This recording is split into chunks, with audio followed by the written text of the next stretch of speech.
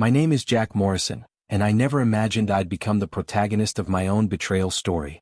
But life has a way of throwing curveballs when you least expect them, and sometimes those curveballs can either destroy you or make you stronger than you ever thought possible. It all started 8 years ago in Denver, Colorado, when my wife Rose and I launched our transportation company, Rocky Mountain Logistics. I was 32, she was 29, and we were both hungry for success. I handled logistics and client negotiations while she managed finances and personnel. We seemed like the perfect team, at least that's what I believed, for 7 blissful years. Our company grew at an incredible pace. Within 3 years, we'd expanded from a tiny rented office above a pizza shop to a massive warehouse complex with 30 trucks and 75 employees. Rose always said we'd built something special together, that this was our shared dream coming true. Every morning, I'd wake up feeling grateful for the life we'd created. But success, I learned, can be a double-edged sword. Everything changed 9 months ago when we hired Liam Harris as our operations manager. 6'2", charismatic smile, Harvard MBA, and 15 years of experience with major logistics corporations, he seemed like the golden ticket to taking our company to the next level. His first presentation to our board was flawless, complete with detailed growth projections and innovative cost-cutting strategies. "This guy's going to revolutionize our operations," Rose whispered to me during his interview. The excitement in her eyes should have been my first warning. Within his first month, Liam had indeed implemented several changes that boosted our efficiency by 20%. He introduced new routing software, negotiated better fuel contracts, and somehow managed to secure 3 major clients that had previously been out of our league. I was impressed, maybe even a little intimidated by his competence. But I wasn't worried. After all, Rose and I were partners in every sense of the word. The first red flag appeared about 6 months ago, but I dismissed it as paranoia. Rose started working late more frequently, often with Liam, supposedly discussing strategic initiatives. She'd come home exhausted, claiming they'd been crunching numbers and analyzing market trends until midnight. "Honey, you're working yourself to death," I'd tell her, rubbing her shoulders as she sat at our kitchen table with her laptop. "It's just temporary, Jack. Liam has some incredible ideas that could triple our revenue within 2 years. But we need to be thorough with our planning." I trusted her completely. Why wouldn't I? We'd been married for 15 years, built a business from nothing, and never kept secrets from each other. Or so I thought. The late nights became routine. Rose would text me around 9 p.m., still working on the Henderson contract with Liam. "Don't wait up." Then she'd arrive home after I'd fallen asleep and leave before I woke up. Our conversations became limited to business updates and logistics about household responsibilities. "We're like ships passing in the night," I joked one morning, but Rose just gave me a distracted smile and hurried out the door. Then came the mysterious phone calls. I'd walk into a room and find Rose whispering into her phone, but she'd quickly end the conversation when she saw me. "Who was that?" I'd ask casually. "Oh, just Liam discussing the Portland expansion," she'd reply without making eye contact. Weekend meetings became another new normal. Rose would disappear for hours, claiming she was meeting with potential investors or strategic partners. When I offered to join her, she'd wave me off. "These meetings are just preliminary, Jack. Once we have something concrete, you'll be the first to know." I should have pressed harder, demanded to be included. But I was busy managing my own responsibilities, maintaining relationships with our long-term clients, overseeing driver training programs, and handling the operational side that kept our trucks rolling. I figured Rose had her areas of expertise and I had mine. That was my mistake. The weekend meetings became more frequent. Rose would dress up in outfits I'd never seen before, expensive blouses, designer jeans, jewelry that wasn't from our anniversary or birthday collections. When I complimented her appearance, she'd blush and say she wanted to make a good impression on potential business partners. "You look beautiful," I told her one Saturday morning as she prepared to leave for another investor meeting. "Thanks, honey. Wish me luck." She kissed my cheek and hurried out, leaving behind a trail of new perfume I didn't recognize. 3 months ago, things escalated.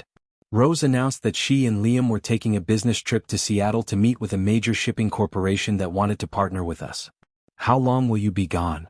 I asked. "Just 3 days. It's a big opportunity, Jack. This could be the breakthrough we've been working toward." They left on a Wednesday and returned Friday evening. Rose seemed different when she got back, glowing, energetic, full of stories about the amazing potential of the Seattle partnership. But when I asked for specifics about the company or the contract terms, her answers were vague. "It's still in early negotiations. Liam's handling the technical details." I decided to do some research on my own. I called contacts I had in Seattle's shipping industry, asking about major companies looking for logistics partnerships. Nobody had heard anything about new initiatives or partnerships. When I mentioned this to Rose, she laughed it off. Jack, you know how secretive these big corporations can be about their plans. They probably have NDAs with everyone involved. I wanted to believe her, but doubt was creeping in like fog rolling over the mountains. The breaking point came exactly 1 month ago today, October 15th. I'd forgotten some important contracts at the office and decided to drive back on Saturday afternoon to retrieve them. Rose had told me she was spending the day with her sister, shopping and getting their nails done. Our office building was nearly empty as expected for a weekend. I used my key card to enter through the main entrance and took the elevator to our third-floor offices. The lights were off in most areas, but I noticed a warm glow coming from the conference room down the hall. Curious, I walked quietly toward the light. Through the floor-to-ceiling glass windows of our main conference room, I saw them. Rose and Liam. But they weren't having a business meeting. Rose was sitting on the edge of our mahogany conference table, the same table where we'd signed our first major contract 5 years ago. Liam stood between her legs, his hands tangled in her hair, kissing her with a passion that made my stomach turn.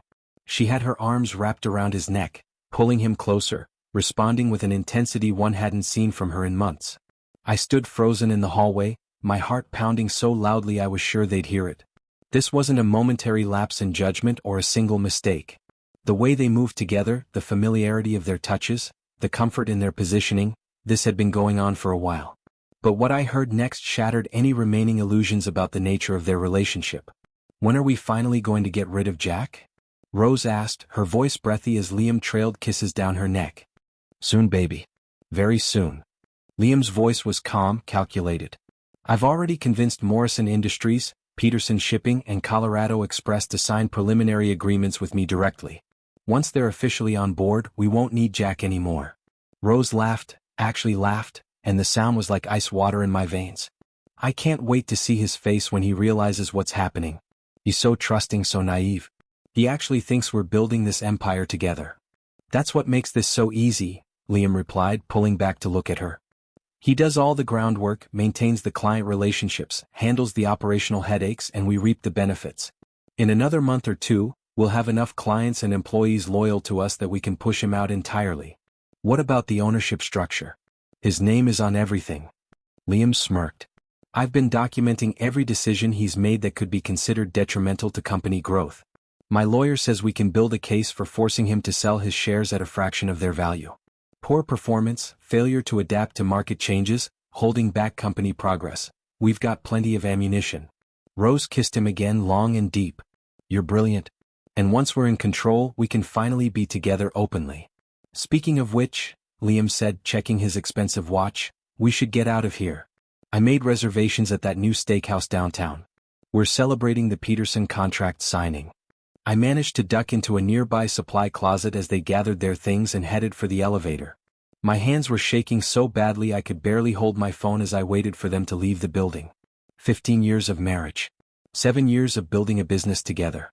And this was how it ended, with my wife and employee plotting to steal everything I'd worked for while discussing their dinner plans. I sat in that supply closet for 20 minutes, trying to process what I'd just witnessed. The anger came first, hot and consuming, making me want to storm after them and confront them both. But then something else took over, a cold, calculating clarity that surprised me. They thought I was naive, trusting, easy to manipulate. They were about to learn how wrong they were. I drove home in a daze, my mind racing with plans and possibilities. Rose arrived 2 hours later, full of stories about her day with her sister, complaining about how crowded the shopping mall had been and showing me her newly manicured nails. How was your afternoon? She asked, settling onto the couch next to me. Quiet, I replied, studying her face. Just watched some football and caught up on paperwork. She smiled and kissed my cheek, the same lips that had been on Liam's just hours before. That night, as Rose slept peacefully beside me, I stared at the ceiling and formulated my strategy. I wasn't going to confront them directly. I wasn't going to have an emotional breakdown or make any dramatic accusations. Instead, I was going to beat them at their own game. If they wanted to play dirty, I'd show them what dirty really looked like. Monday morning, I acted like nothing had changed. I arrived at the office at my usual time, greeted Liam with my typical friendly nod, and kissed Rose goodbye when she left for her client meeting that afternoon. But while maintaining my normal routine, I began implementing my own plan. First, I contacted Roger Blake, my lawyer and longtime friend from college. Roger had handled our business incorporation and various contracts over the years, so he was familiar with our company structure. "Roger, I need to discuss something confidential with you," I said during our Tuesday lunch meeting at a restaurant across town from our office. "What's going on, Jack? You look stressed." I told him everything: the affair, the overheard conversation, the plans to force me out of my own company. Roger listened with increasing alarm. "Jesus, Jack. How long do you think this has been going on?" "Based on what I observed, probably months. Maybe longer." Roger leaned back in his chair, processing the information. "Okay, here's what we need to consider. They're planning to build a case against your business performance, which suggests they're thinking about legal action to force you out. But the good news is that you know about their plans and they don't know that you know. What are my options?" "Well, we need to move fast. If Liam is already poaching clients and employees, every day we wait weakens your position. My recommendation? Beat them to the punch. Start your own company, transfer the best assets and relationships, and let them have the shell of what's left. Is that legal? As long as you're not violating any non-compete agreements or stealing proprietary information, yes. You have every right to start a new business and take willing employees and clients with you." We spent the next hour discussing logistics, timing, and legal protections. By the time I left that restaurant, I had the framework for my counterattack. The next step was employee reconnaissance. I needed to know which of our staff members would be loyal to me versus those who might have already been influenced by Liam. This required careful, subtle conversations over the next several weeks. I started with Steve Patterson, our head dispatcher and one of my first hires. Steve had been with us for 6 years and had always been straightforward and reliable. "Steve, can I ask you something confidentially?" I said during a coffee break on Wednesday. "Of course, Mr. Morrison. What's up?" "If there were changes coming to the company structure, would you be interested in exploring new opportunities?" Steve looked confused. "What kind of changes?" "I can't go into details yet, but let's just say I might be starting something new. Something that would focus more on the personal relationships and quality service that made us successful in the first place." Steve's face lit up. "Mr. Morrison, you've always been straight with us. If you're planning something, count me in. A lot of the guys have been talking about how things feel different around here lately." "Different how?" "Well, since Mr. Harris arrived, there's been more focus on numbers and efficiency, less on taking care of our people. Some of the drivers are feeling like they're just cogs in a machine now." This was exactly what I'd hoped to hear. Over the next 2 weeks, I had similar conversations with 12 other key employees, mechanics, drivers, dispatchers, and administrative staff. All but 2 expressed interest in following me to a new venture. The 2 who didn't were recent hires, both recommended by Liam. Now I understood why. Next came the challenge of securing our best clients. This was delicate territory because I couldn't appear to be deliberately sabotaging our current company while still married to Rose and technically employed there. I started with Bill Anderson, owner of the largest retail chain in Colorado. Bill and I had developed a personal relationship over 4 years of working together. His company represented nearly 30% of our revenue.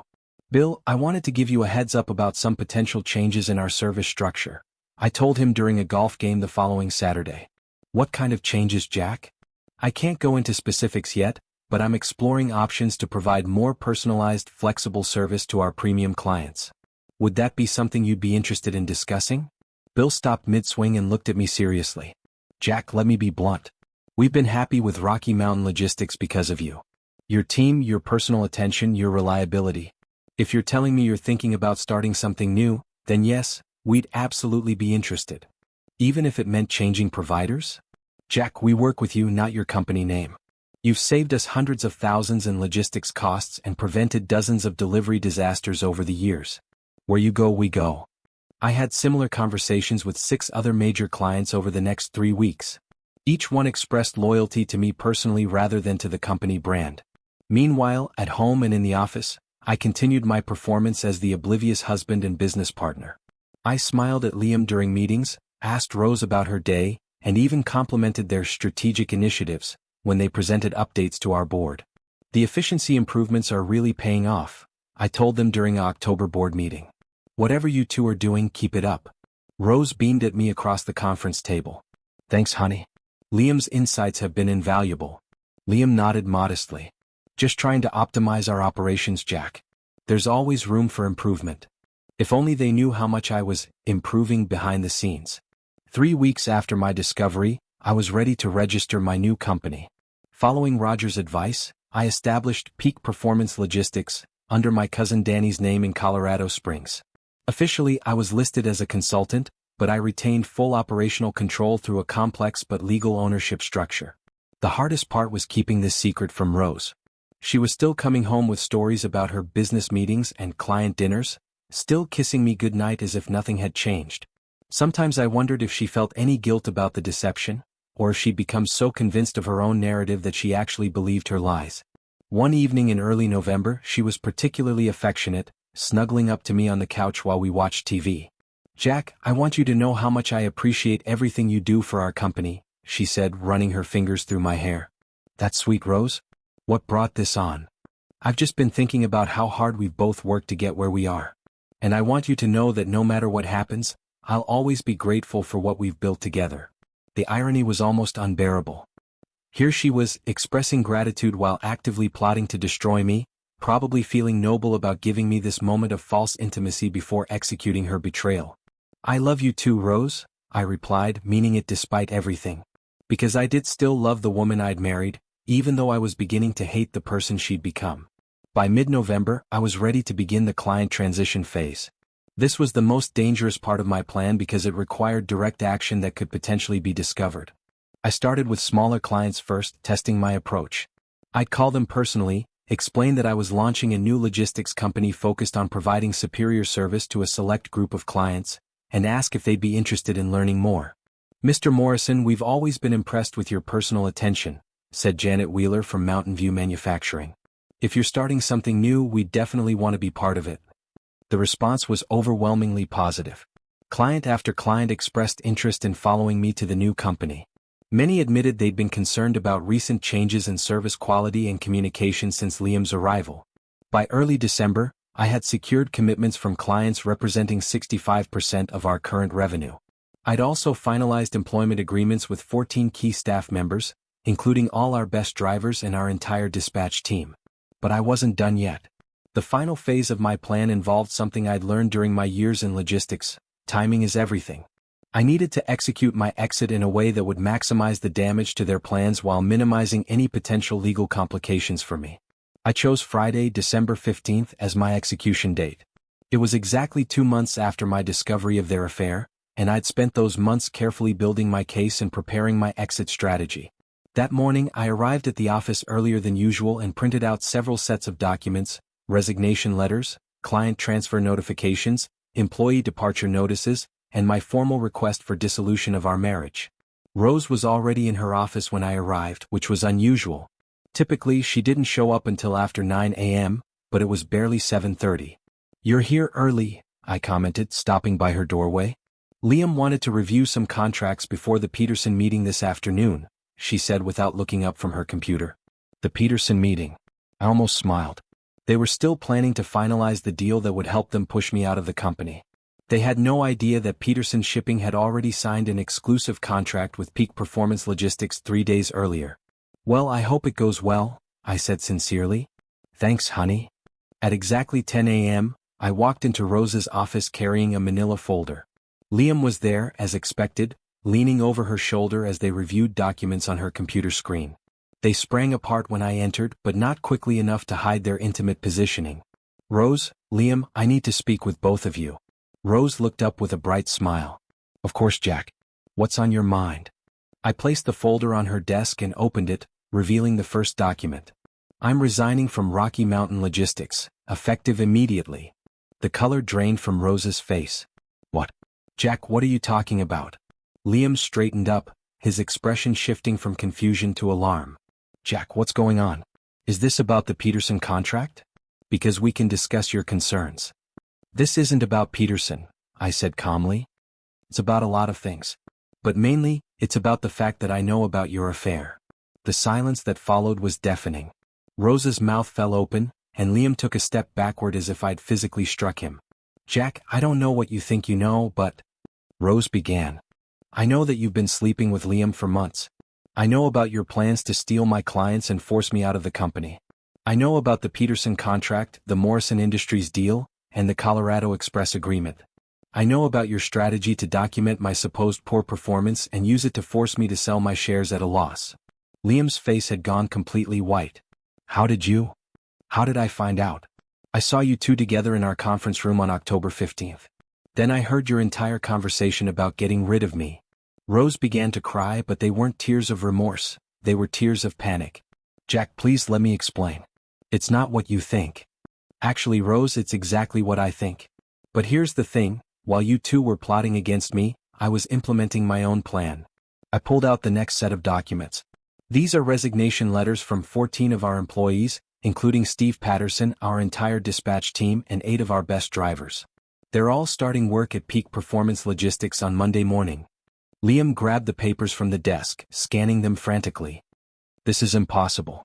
You can't just steal our employees. I'm not stealing anyone. They're choosing to leave. Just like these clients are choosing to switch providers. I laid out the client termination letters one by one.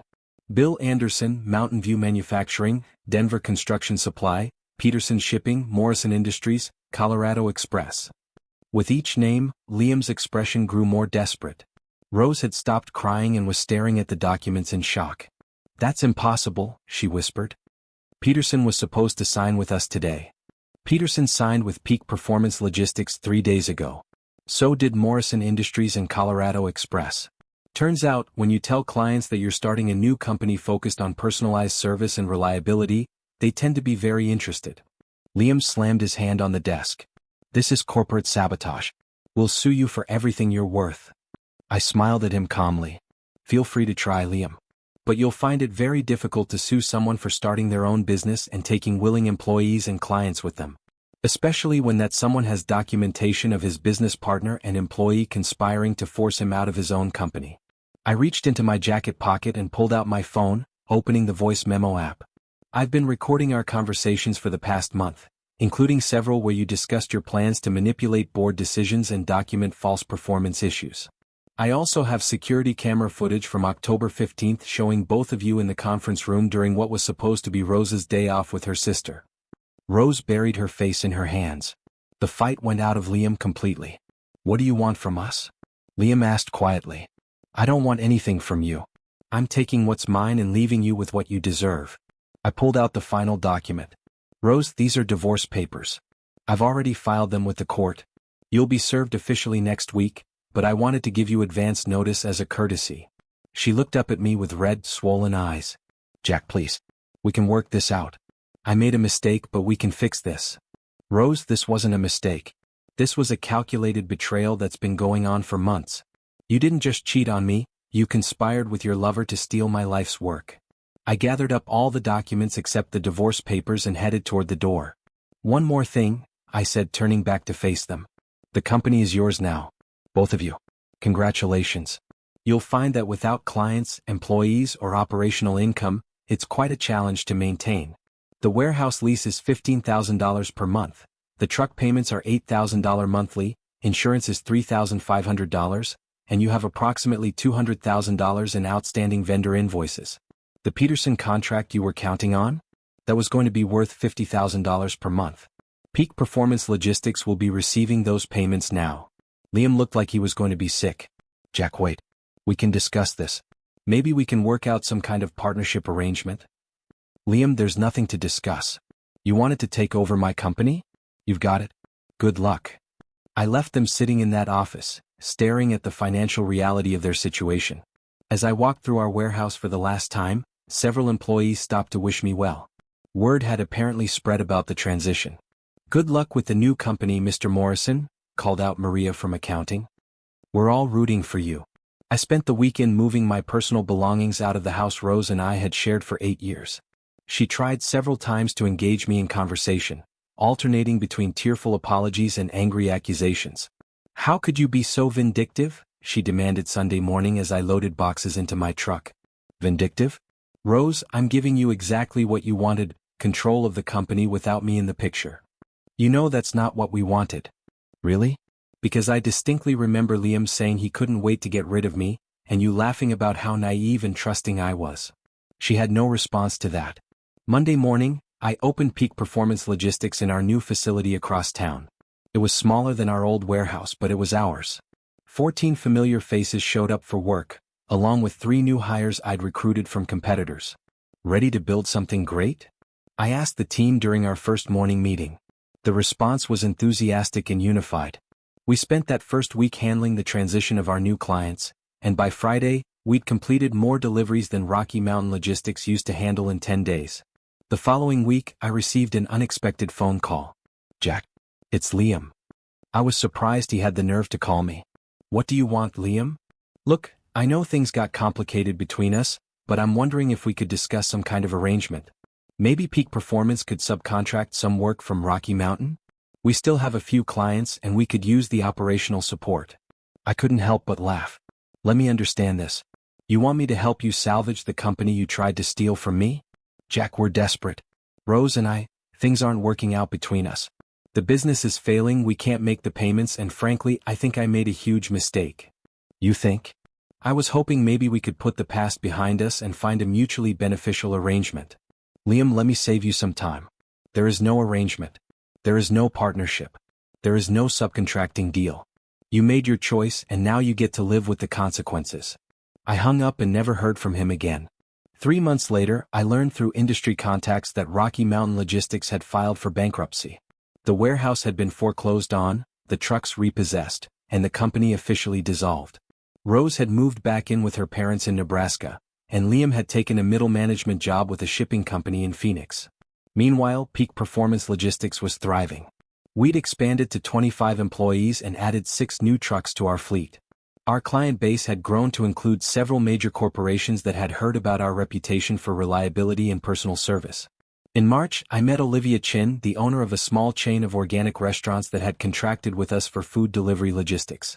She was intelligent, hardworking, and refreshingly honest about her business challenges and goals.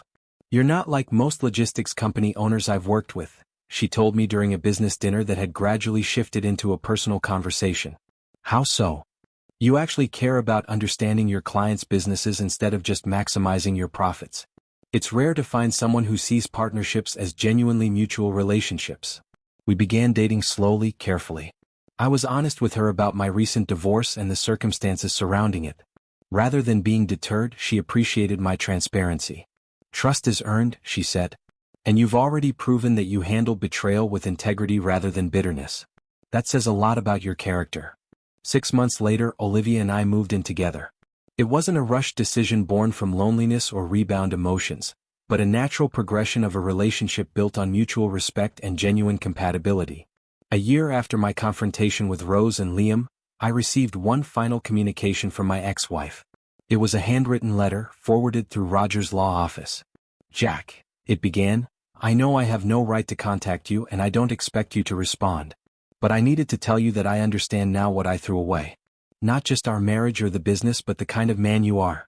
You had every right to destroy me completely, but instead you just gave me the consequences of my own choices. Liam left me 2 months after the company failed. He said he never really loved me, that I was just a means to an end. I guess I got exactly what I deserved. I hope you're happy, Jack. Despite everything, I really do hope you found the happiness that I threw away. You deserve so much better than what I gave you. Rose." I read the letter twice, then filed it away. There was nothing to respond to, no closure needed. I'd already moved forward. Today, 2 years after discovering the betrayal that changed my life, I'm sitting in my office at Peak Performance Logistics, which now employs 43 people and operates a fleet of 22 vehicles. We're the fastest growing logistics company in Colorado, with clients in 4 states and expansion plans for the West Coast. Olivia and I got engaged last month. She's nothing like Rose. Where Rose was manipulative and secretive, Olivia is direct and open. Where Rose saw business as a zero-sum game of winners and losers, Olivia understands that success comes from creating value for everyone involved. Sometimes people ask me if I regret how I handled the situation with Rose and Liam. They wonder if I should have tried to save my marriage, or if my response was too calculated and harsh. But I've learned that betrayal reveals truth. Rose didn't just cheat on me, she showed me who she really was when she thought I wasn't watching. Someone willing to steal from her partner, lie to her husband, and conspire to destroy the man she'd promised to love and honor. I didn't destroy Rose and Liam's lives. I simply stopped protecting them from the consequences of their own choices. They wanted control of my company? I gave it to them, along with all the responsibilities and debts that came with it. They wanted me out of the picture? I removed myself and took with me only what was rightfully mine, the relationships and reputation I'd built through years of honest work. The real lesson I learned isn't about revenge or justice. It's about the power of knowing your own worth and refusing to accept less than you deserve. For too long, I'd been willing to overlook small signs of disrespect and dishonesty because I valued peace over truth. Never again. Olivia and I are planning a small wedding next spring. Unlike my first marriage, this one will be built on a foundation of genuine partnership and mutual respect. We've already discussed our business goals, our family plans, our individual needs and expectations. No secrets, no hidden agendas, no naive assumptions about what the other person wants or values. Last week, I ran into an old mutual friend of Rose and mine at a business conference in Denver. "Jack, how are you doing? I heard about the divorce. That must have been tough." "Actually, Karen, it was the best thing that could have happened to me. Sometimes we need to lose what we think we want in order to find what we actually need." "That's a very mature way to look at it. Are you dating anyone?" "I'm engaged actually. To an amazing woman who owns her own business and treats partnership like a team sport instead of a competition." Karen smiled. "That sounds perfect for you. You always were too good for..." She caught herself before finishing the sentence. "Too good for Rose?" "Maybe. But I think it's more accurate to say that Rose and I wanted different things out of life. I wanted a genuine partnership and she wanted control. Neither of us was wrong, we just weren't compatible." That night, I told Olivia about the conversation. "Do you ever miss her?" she asked, not jealously but with genuine curiosity. "I miss who I thought she was," I admitted. "But I don't miss the relationship we actually had, especially toward the end. There's a difference between missing someone and missing the illusion of someone." "I think that's the difference between healthy people and unhealthy people," Olivia said. "Healthy people can love someone and still leave when the relationship becomes toxic." She was right. And for the first time in years I felt truly healthy. As I finished writing this story, I realized that betrayal wasn't the end of my life, it was the beginning of my real life. The life where I know my worth, demand honesty, and surround myself with people who see partnership as mutual support rather than mutual exploitation. Rose and Liam taught me that trust must be earned, not assumed. They showed me the importance of paying attention to actions rather than words. Most importantly, they gave me the opportunity to discover my own strength and resilience. I wouldn't wish betrayal on anyone, but I'm grateful for what it taught me. Sometimes the worst thing that happens to you turns out to be the best thing that ever happened to you. You just have to be brave enough to see it that way. Thank you for watching the video to the end. Maybe YouTube will no longer offer you my channel, so subscribe to it by clicking subscribe on the right under the video to receive new interesting stories. Also on the right of the video there is a playlist with other interesting stories that you can listen to, and you can also write in the comments what stories you would like to see on the channel.